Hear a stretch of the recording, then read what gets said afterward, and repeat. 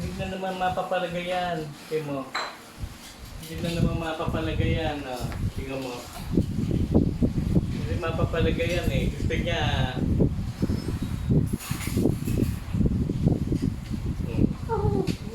Ayan na, nadinig na. Nadinig na, lumalayo.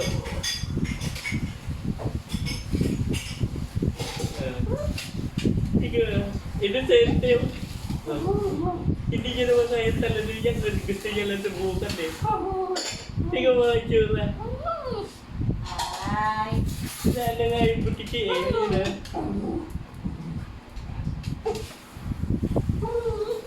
Paano niya nakita? Tinuro ko. Nandun kanina yung sa likod ng pinto eh. Lupot-lupot talaga nila. Ay!